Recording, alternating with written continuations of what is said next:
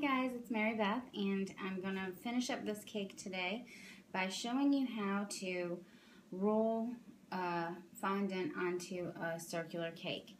Now, normally I wouldn't do this because you can see, like I showed you yesterday, how to get a nice smooth finish on the cake.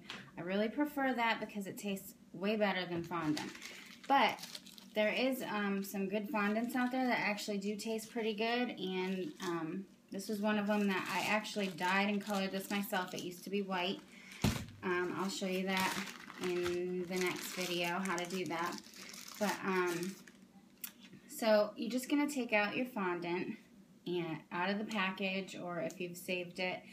If you have some that you've used already, you can save it in a Ziploc bag in an airtight container in room temperature, and it'll keep for a pretty good time, a long time. So you're just going to start by kneading it until it becomes smooth and pliable, and you just keep,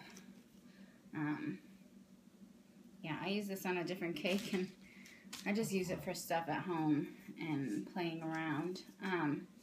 It's got little pieces of cake from where I had to take it off of, but it's okay because this cake is just for my family anyway.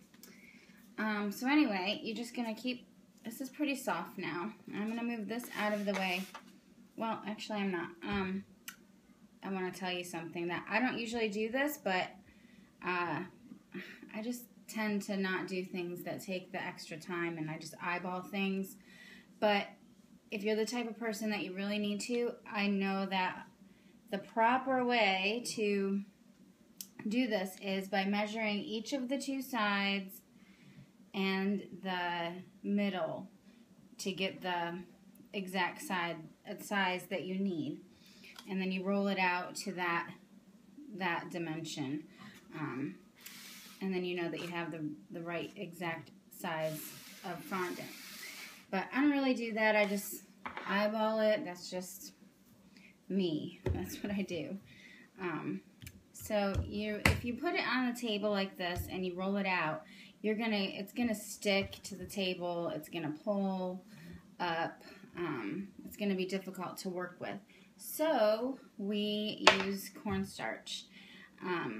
Some people use powdered sugar too, but cornstarch really, it works for me. That's what I like to use. I prefer to use that. As you can see, I'm just spreading it around on the table. Some of it got a little stuck there, and I just, you do want to kind of be generous with it. Sometimes if you put too much, it's kind of difficult to roll it out, but also you don't want to have it all rolled out and then not have it, sorry, I need to wipe my hand off here, and not have it, have it stick to the table. So here we are, and I put a little bit on the rolling pin as well. So it helps to get it in the shape that you want it, roll it out to. So I just gonna make it into a ball because it kind of tends to roll out into the shape that you have anyway. So here we go.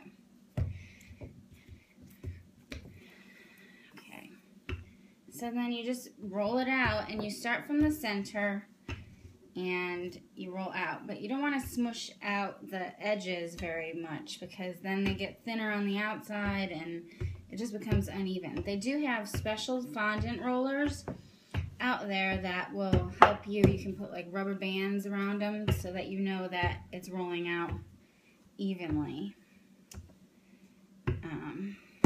So you start in the center and you just work your way out. Move around, all the different ways, and it helps to pick it up and turn it just to make sure it's not sticking, and then just to, sometimes you're stronger in one way that you roll than in another. And you gotta press hard and just roll. It's kind of the same concept as with cookie dough or, anything else that you would roll out. But you start in the center and work towards the outside and never thin out the edges. That's what we're trying to do here. So a lot of people ask me about fondant, and I really do not make my own fondant because honestly, it's just really time consuming already to make the cake and the icing and decorate it. I mean, it's just really time consuming for someone like me who is, losing you guys. For someone like me who has 4 kids and a husband to take care of, and you know, we got still to make dinner. The whole decorating process creates a big old mess. And, you know, it's easier for me to just buy store-bought fondant. And I really don't even use fondant to cover cakes most of the time unless I really need to for a certain look. Like this, I actually used to cover a cake recently because it was for twins for a sweet 16, and they had a half blue, half pink, and there was just no way I was going to be able to make that look as nice as they wanted it to, based on their idea picture, by doing icing only. So it turned out beautiful. It looked great. You can see it on my page on Google+.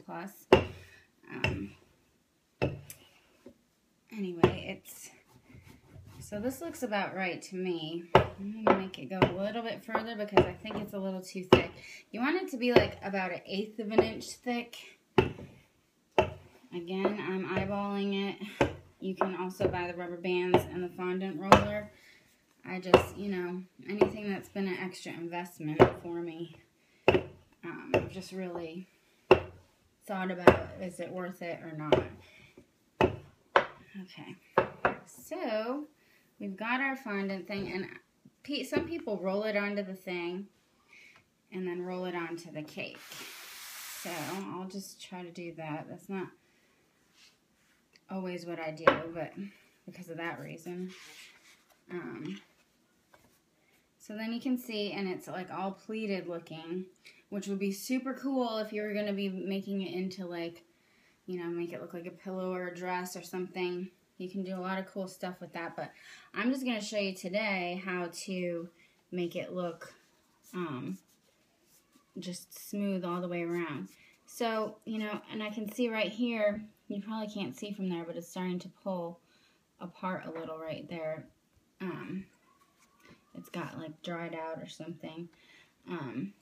You don't want to let this stuff sit out a long time before putting it on your cake. You want to do this immediately because it dries out pretty quickly. So you're just going to go around the cake and you're just going to pull it out. See where there's a pleat? I'm just going to push that down a little bit just so that it doesn't break. So turn it. And if you see a pleat, you just pull it out and you're just going to keep working it, pulling it out. It really stretches out nicely for you if it's not dried out. So you're just going to keep going around the cake and doing that until it's all flattened out with not really any pleats left in it.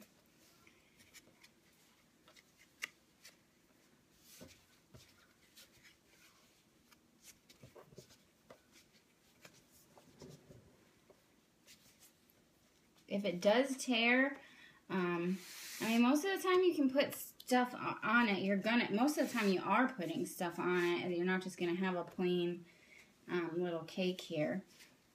But if you are, and you might have to start over. But if it's a little tear, you can always cover it up with like a decoration or something like that. And I'm gonna just pull this out still and keep pushing it down and working my way around the cake.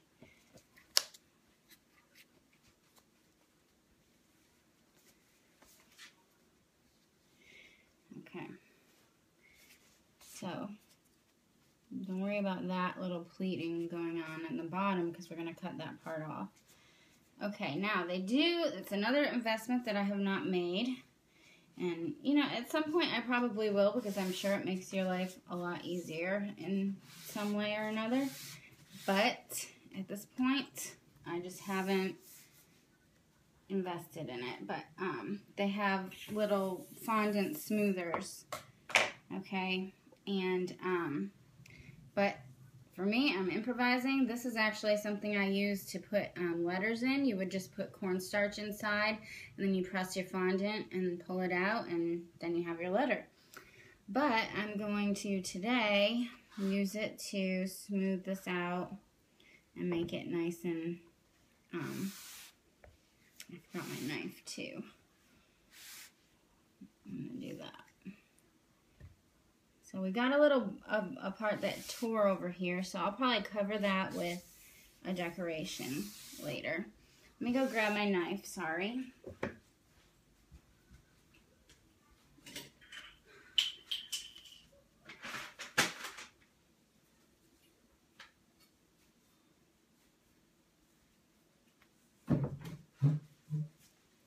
Okay.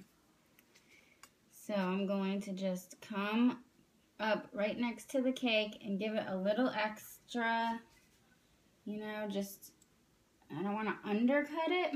I just want to, you can always trim it back up later.